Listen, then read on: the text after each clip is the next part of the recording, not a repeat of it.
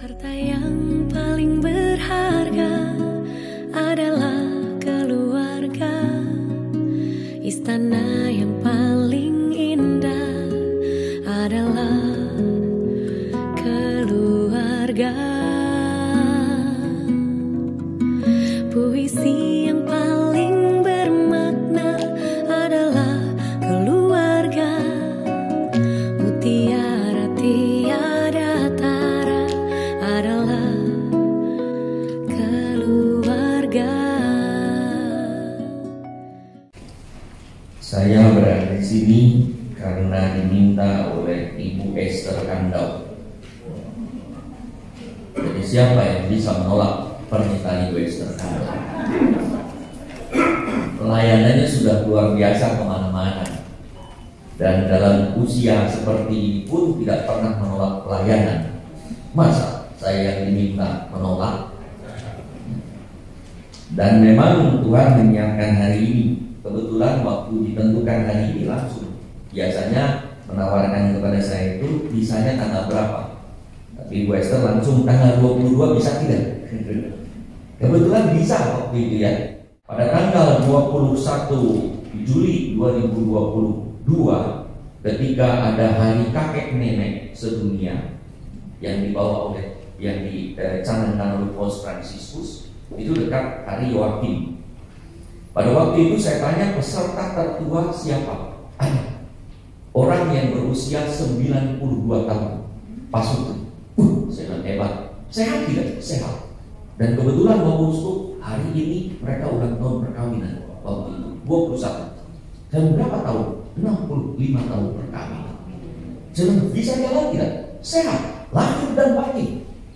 Artinya lahir bisa berjalan, batin ingat mana istrinya, ingat mana suaminya. Karena kan kalau sudah tidak ingat berarti kan tidak sehat batinnya ya, jiwanya. Ini sehat. Akhirnya apa yang saya minta waktu sebelum misa di katedral, saya bilang kalau begitu panggil mereka prosesi dengan saya, berada di depan saya, dia berjalan. Dan berjalan luar biasa. 65 tahun perkawinan, sehat lahir dan batin. Lalu saya tanya, rahasianya apa? Bapaknya menjawab dengan lantang, doa Bapak Uskup. Kalau kita dekat dengan Tuhan dan percaya dengan Tuhan, pikiran tidak akan lupa dan hati akan tertuju kepada Allah, sehingga selama itu kita bisa mengalami hidup bahagia. Kekuatan dari Allah. Sementara itu pada hari misa perkawinan sedunia, pernah saya bertanya pada banyak sekali pasangan yang perkawinannya lebih dari 40 tahun, yang tertua adalah 58 tahun perkawinan. Jadi karena bisa berjalan. Saya bertemu dengan beberapa orang, saya tanya, yang 55 tahun perkawinan. Oma opa, kenapa oma opa ini bisa bertahan setia 55 tahun perkawinan? Oma opa, apa rahasianya? Opanya diam saja. Omanya langsung menjawab, Bapak Uskup, kami bisa bertahan 55 tahun perkawinan karena apa? Setiap hari kami bertengkar.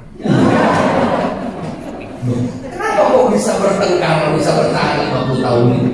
Karena kami sederajat. Karena kalau tidak sederajat, yang satu tertekan, tidak ada pertengkaran, tapi stres luar biasa. Kami bertengkar luar biasa. Setuju Pak? Setuju. Dia ketawa, ini setuju ini dia. Ya. Untuk menang, saya bilang, ya itu satu pendapat. Ya. Yang tadi doa, yang satu bertengkar. Ya. Yang kedua, ada benarnya kita bisa bertahan kalau menganggap pasangan hidup saya itu satu derajat. Ya. Sederajat. Maka Tuhan berkata di dalam kisah penciptaan, aku akan memberikan teman yang sepadan. Ia tidak lebih rendah dari saya, ia tidak lebih tinggi dari saya, tetapi orang yang bisa sepadan diajak berbicara bersama.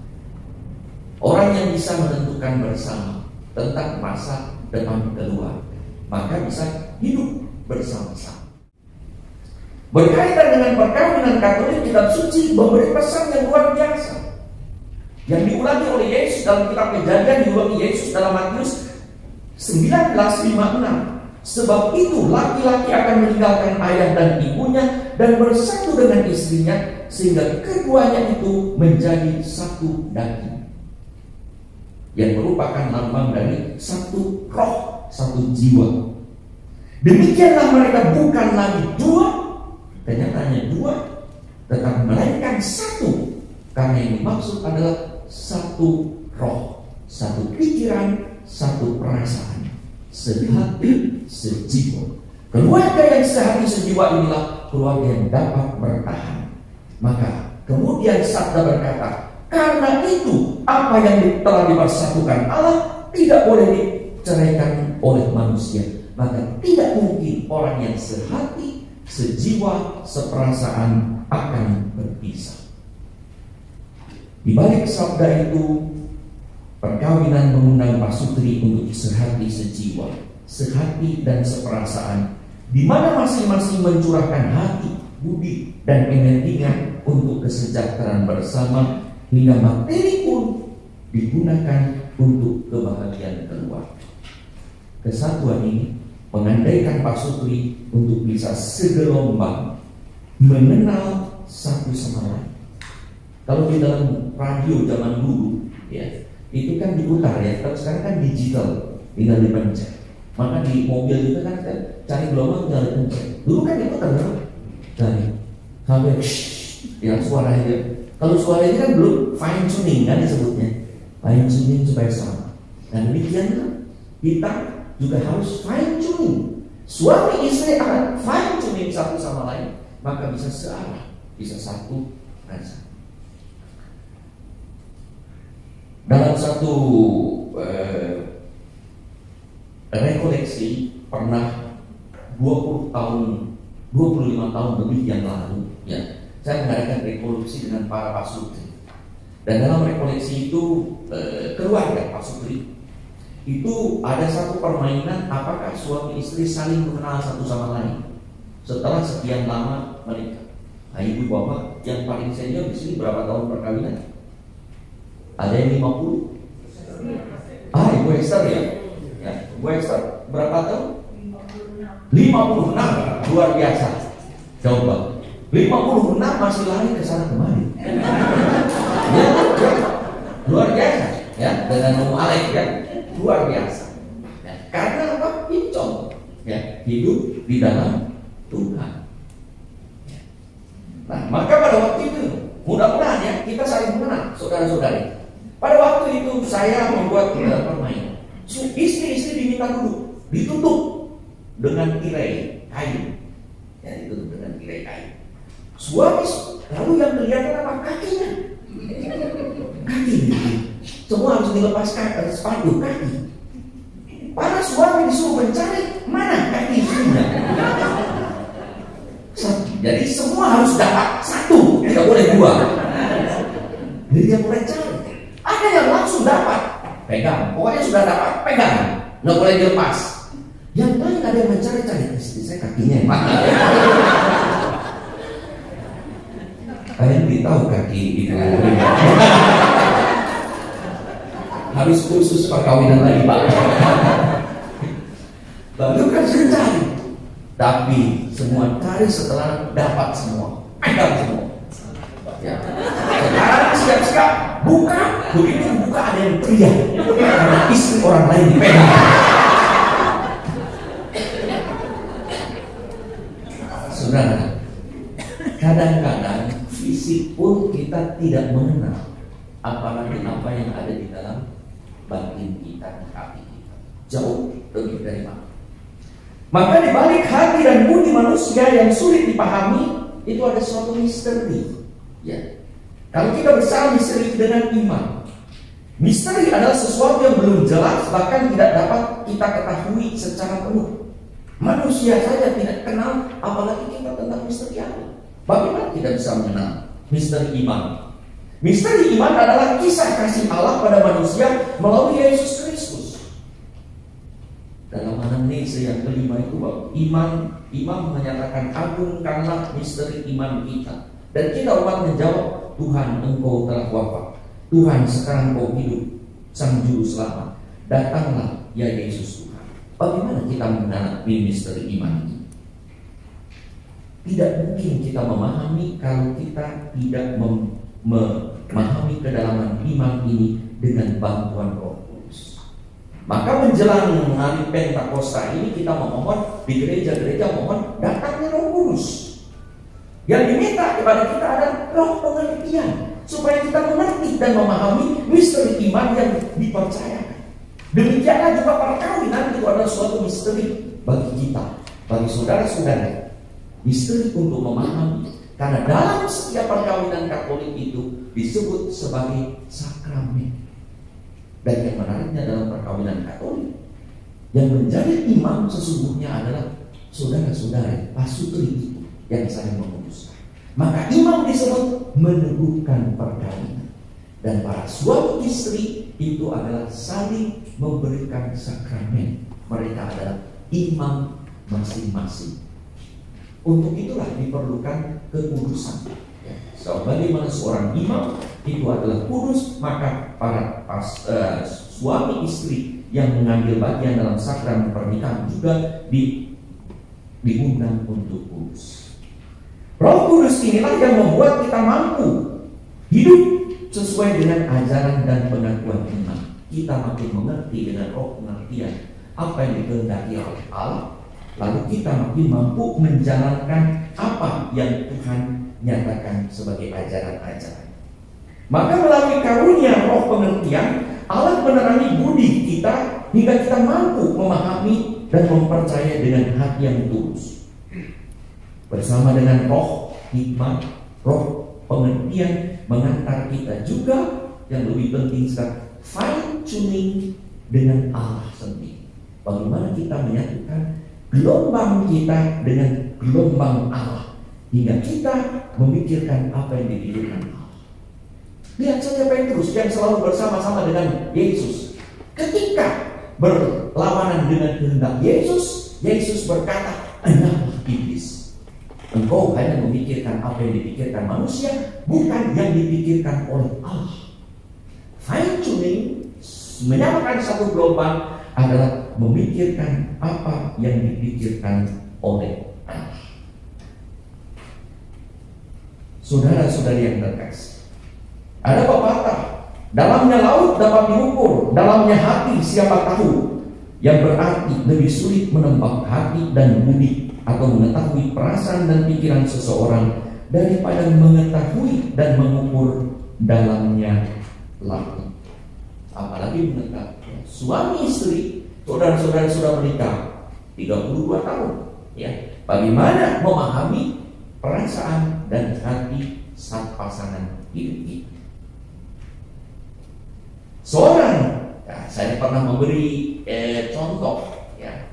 Pernah memberi contoh dalam suatu khotbah, mungkin saudara pernah mendengar dari saya. Ada seorang penumpang yang baru saja pertama naik pesawat.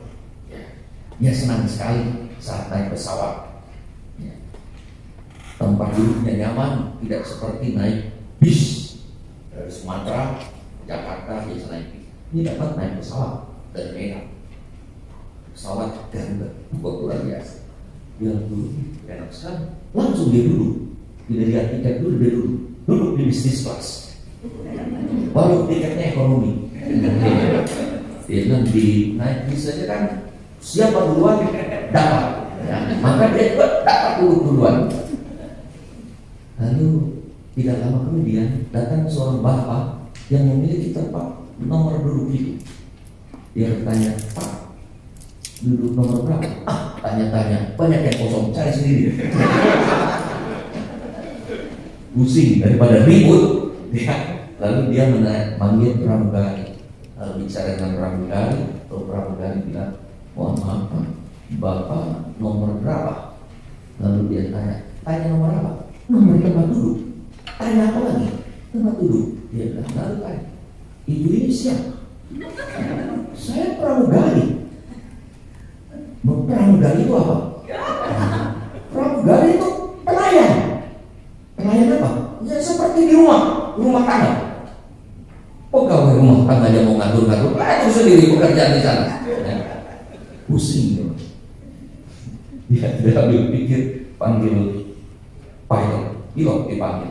Gitu tanda. Mohon maaf Pak, Bapak nomor berapa? Dulu. Ini Bapak siapa lagi? Saya pilot. Pilot itu apa? Ya, seperti supir. Supir, urus setir ke sana. Jangan urusin penumpang. Tidak bisa memindahkan orang ini. Ya. Sampai akhirnya ada seorang yang dia dengar terus pembicaraan sambil ketawa-ketawain. Lalu dia dekati, dia bisik-bisik. Selesai bisik-bisik, dia bilang, nah, baru saya ngerti jelas. Lalu dia pindah ke belakang. Lalu orang tanya, kamu berita, kenapa Bapak bisa begitu? Kami saja susah memindahkan orang ini. Saya tanya, Bapak dari Medan mau pergi kemana? Ke Jakarta. Kalau Jakarta di belakang, ya ini turun di Palembang.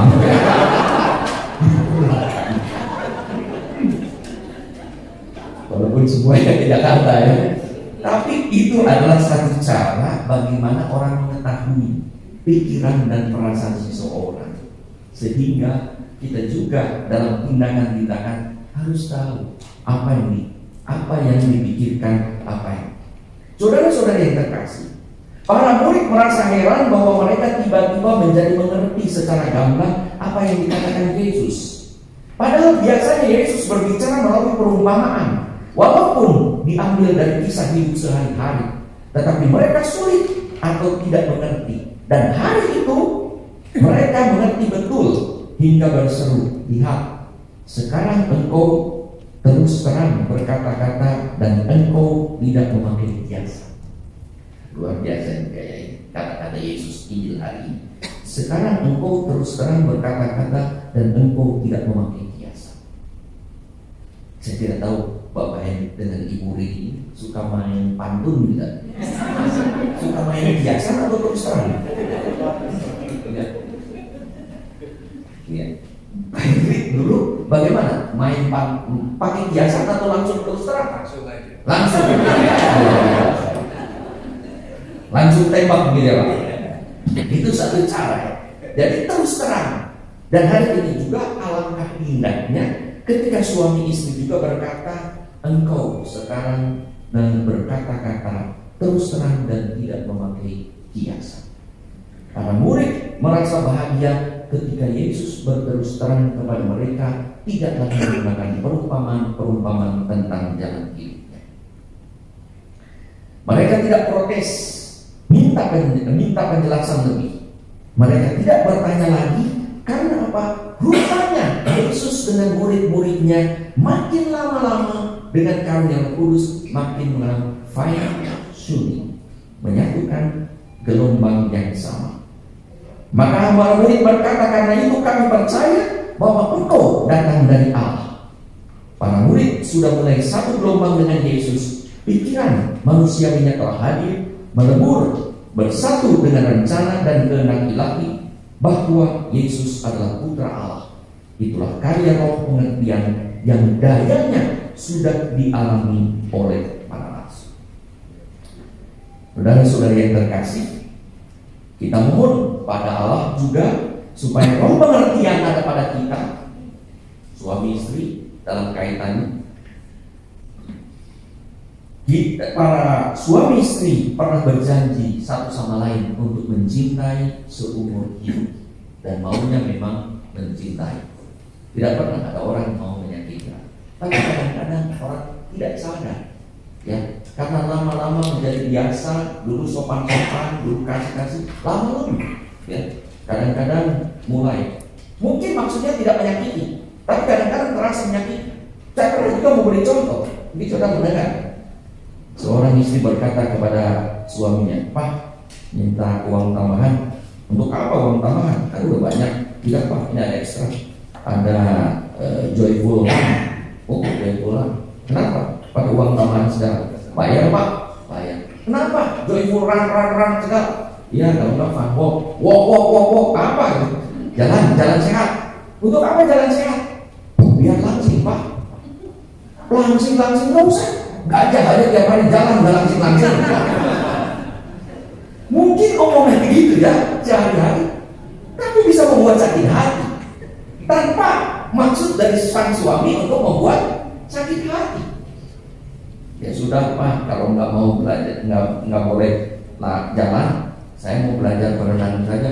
Loh, berenang lagi sudah umur segini. Untuk apa? Ya kan bilang tadi, biar langsing, biar Papa tetap setia sama saya. Nggak usah langsing-langsing. Lihat tuh, lumba-lumba aja. Tiap hari berenang begitu, nggak langsing-langsing.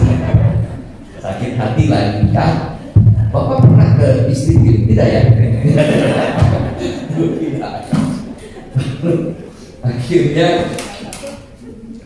ya sudah, kata istri, kalau begitu saya ke pasar saja. Nah, itu lebih berguna ke pasar daripada jalan-jalan ataupun berenang. Ya udah ke pasar. Kalau mama ke pasar, papa titip apa? Titip buah. Untuk apa buah? Buah-buahan bagus untuk menghilangkan racun-racun tubuh sehingga wajah papa menjadi lebih bagus. Nggak usah, monyet aja tiap hari makan buah, wajahnya tidak berubah, begitu terus. Sakit hati lagi, ya. Kadang-kadang ada ucapan-ucapan yang membuat sakit hati. Karena apa? Belum sungguh satu gelombang. Mari kita mohon dari Roh Kudus, ya, roh pengertian, supaya suami istri saling memahami, saling mengerti, dan lebih-lebih memahami misteri perkawinan yang adalah menghadirkan kasih Allah satu sama lain. Sakramen, artinya sakramen, tanda kehadiran Allah yang nyata. Hidup ini sekali saja, maka mudah-mudahan mari kita fine tuning suami istri kepada kehendak Allah, sehingga sungguh ketika kita hidup memuliakan Allah, ketika kita mati juga memuliakan Allah, di mana kita dipuji dan disambut oleh banyak orang sebagai orang-orang yang sungguh menghadirkan. Saudara-saudari, agar hidup sesuai dengan kehendak Allah, Daud pun berkata dalam Mazmur 119:34, buatlah aku mengerti, maka aku akan memegang Tauratmu, aku hendak memeliharanya dengan segenap hati. Untuk dapat hidup harmoni sebagai suami istri, pasangan harus menyemakan gelombang di bawah bimbingan Roh Kudus, agar dapat mengenal satu sama lain sebagai wujud kasih yang telah diucapkan. Tidak ada pasangan yang sempurna dalam hidup. Maka kebiasaan-kebiasaan baik, ucapan-ucapan baik harus selalu diucapkan. Saya beberapa kali menasihati kepada pasangan yang menikah untuk membudayakan budaya satu. Kalau ada sesuatu, ucapkanlah terima kasih kepada pasangan. Thank you. Kalau ada sesuatu yang kurang dan salah, selalu berkata maaf, I am sorry. Kalau ternyata ada sesuatu yang luar biasa dalam keluarga, berkata God bless you. Kalau ada sesuatu dalam perjalanan hidup, selalu berkata let's do it together. Mari kita lakukan bersama. Maka pasangan menjaga tanah Tuhan. Mudah-mudahan Bapak yang Ibu dan Ibu ini sungguh menjadi tanda kebaikan Allah. Nama Allah dimuliakan, banyak orang mengambil berkat, dan Bapak dan Ibu juga anak cucu mantu mengalami hidup bahagia